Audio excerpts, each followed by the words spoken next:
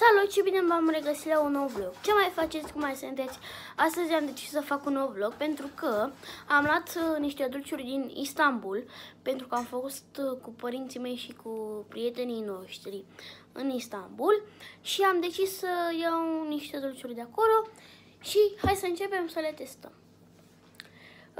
Prima dată avem o ciocolățică care se numește Hobby. Așa. Cel puțin cred că este ciocolățică.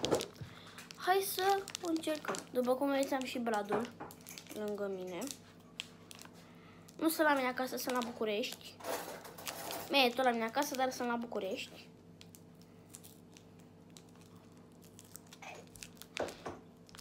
Se desface un pic mai greu.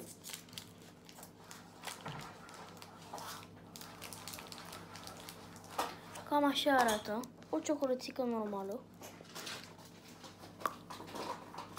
Mamă, ce tare e.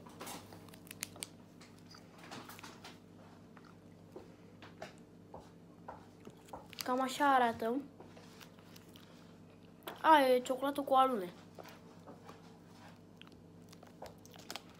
Da, este bună. Așa. Acum, hai să încercăm niște biscuiți. Aici ăștia sunt niște biscuiți cu lămâie.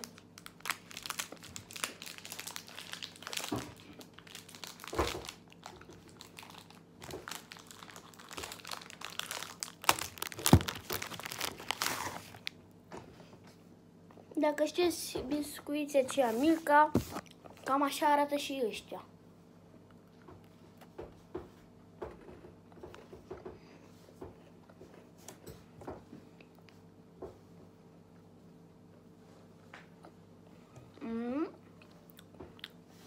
Sunt buni.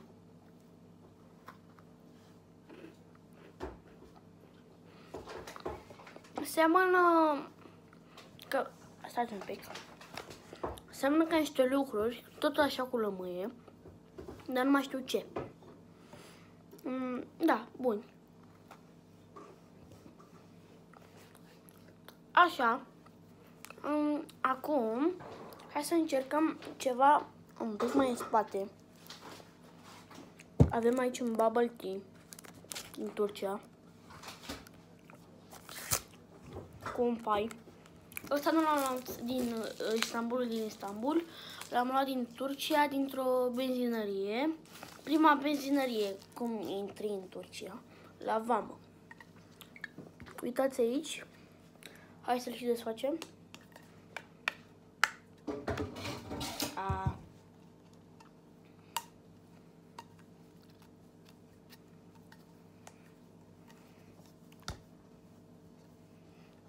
Stați un pic. Gata, am revenit, l-am și spart. Nu pot să vă arăt, fiindcă n-ai să spart.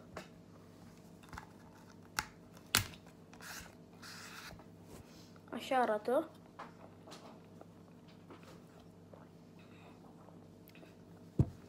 Ok, e cu piersici. E bun, chiar e bun. Am mai băut încă unul când... Am mai băut încă unul când am venit în Turcia, când am intrat în Turcia. Și acela a fost bun, acela a fost cu afine. Am vrut să iau și acela, dar nu am găsit.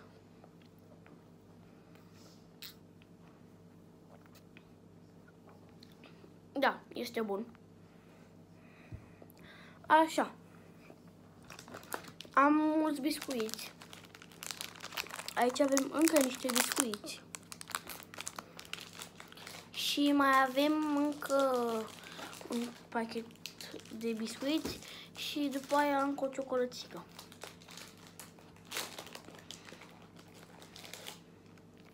Ok, arată bine, chiar arată bine.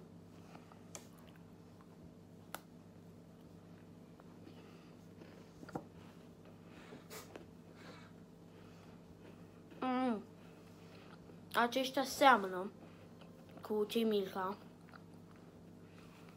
dar au și vanilie aici în mijloc. Dar și ăștia sunt foarte buni.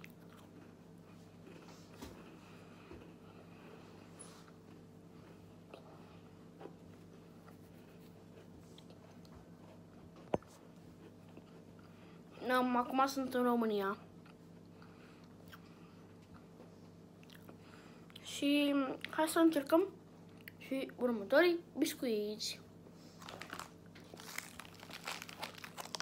Aceștia. Și aceștia arată bine. După cum ați observat, această ciocolățică este de la Ulker, ați înțeles voi. Și biscuiții ăștia sunt tot de la ei.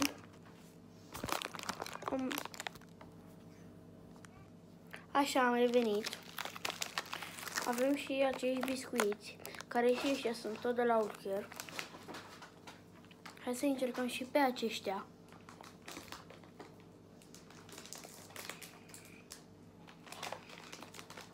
Tot se desfac greu. Nu știu ce au făcut turcii ăștia cu ambalajele, dar toate se desfac greu rău.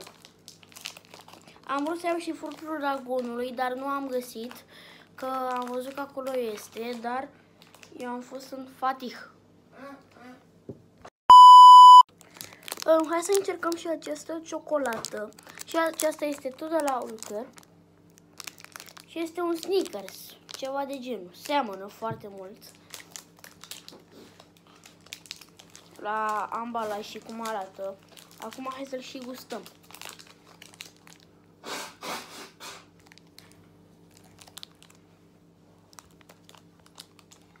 Ok. Este fix un Snickers. Adică adaptat pentru Turcia. Și acesta a fost și vlogul meu. Pa, pa!